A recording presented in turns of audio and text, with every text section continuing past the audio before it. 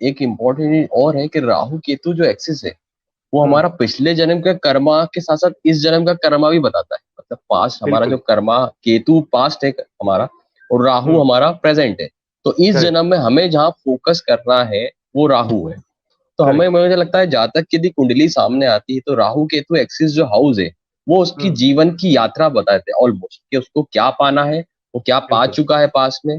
तो ओवरऑल उसको अपनी कहते हैं ना गोल समझ में आता है, तेरा गोल बिल्कुल। क्या है, बिल्कुल उसको देखिए कहाँ से पंकज। तकलीफ आएगी और कहाँ से उसको रिजल्ट मिलेंगे, कहाँ से उसको रिवार्ड मिलेगा, वो समझ में आ बिल्कुल। जाएगा।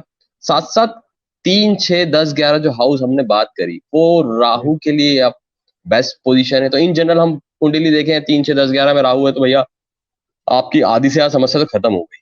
क्योंकि वहां बिल्कुल। हम जनरल बात करें अभी विदाउट एनी राशि, करेक्ट। विदाउट एनी ग्रह एस्पेक्ट। तो हम्म। और एक और चीज है, राहु केतु यदि समस्या देते हैं मैंने देखा तो उनकी एज तक खासकर वो रोकते हैं। लाइक राहु की एज जो 42 है, केतु की हम्म। एज 48 है, तो वो हम्म। उस एज तक आपके ग्रोथ को रोकते हैं। तो जैसे ही वो एज टच बिल्कुल। करते हो आपको थ्रेशोल्ड तोड़ देता है। तो इसलिए बिल्कुल। आपको बिल्कुल। लेट एज में यदि केतु की महादशा मिल रही है तो काफी हम्म। अच्छी बात है, क्योंकि आपको वो यस। मुक्ति के लिए आई है, आपको मोक्ष दिलाने आई है। क्योंकि बिल्कुल। अध्यात्म का प्लेनेट है, वो आप 48 एज टच कर लिए, मतलब आप ऑब्वियसली आपने लाइफ में काफी कुछ चीजें गोल्स अचीव कर ली।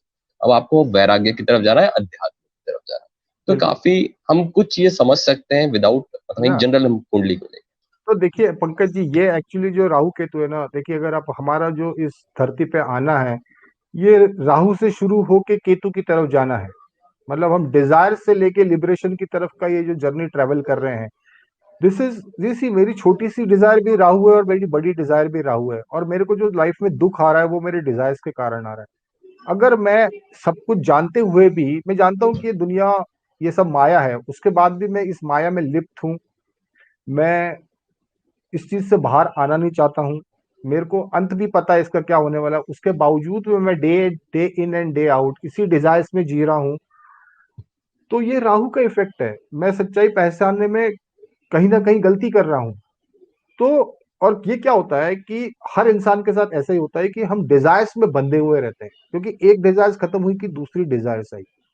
लाइफ में जब राहु और केतु जहां भी प्लेसमेंट हो, जब वो दुख आदमी के लाइफ में आते हैं राहु के केतु के द्वारा, और राहु और केतु के द्वारा उनका 180 डिग्री पे इस तरह से प्लेसमेंट है कि वो आदमी को एक at one point in time ये रियलाइज करा देते हैं सूनर और लेटर कि इस दुनिया का जो सत्य है वो कुछ अलग ही है।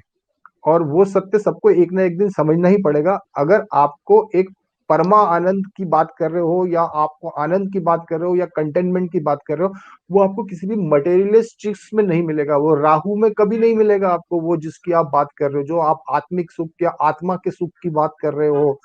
और हम ये भी बात करते हैं कि हम जब हमारे प्राण छोड़ते हैं बॉडी से, तो उसकी प्राण की एक गति होती है। जब हम कोई भी किसी की भी मृत्यु होती है, जब आत्मा शरीर छोड़ती है, तो उसकी एक गति होती है। वो गति, दैट गति, उस गति की जो उस आत्मा की जो गति है, वो उस पर डिपेंड करता है कि मेरे को अगला जन्म कौन सा मिलेगा।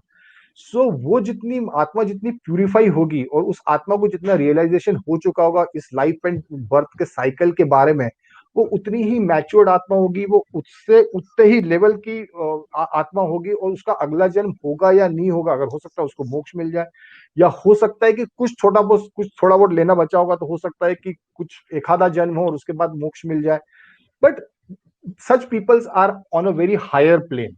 These people are on a very higher plane, जो कि इवॉल्व हो चुके रहते हैं बहुत ज्यादा लाइफ के ट्रायल्स फेस करने से, because of Rahu and Ketu. And has you move away from Rahu and go towards Ketu, आपको मोक्ष मिलेगा, आपको लिबरेशन मिलेगा, आपको लाइफ जीने में मजा आएगा, लाइफ में कंटेंटमेंट मिलेगा। सो विथ मतलब proper overall remedy. Spiritual path पे होना ही चाहिए हम लोग, तो ही हम। हाँ, क्रूशल पाथ होना चाहिए। इसका कारण ही यह है क्योंकि हमारा पर्पज ही इस जीवन में आने का वो है। हम इस दुनिया में, धरती में बहुत छोटे से पीरियड के लिए आए हैं, और हमारा पर्पज ही वो है।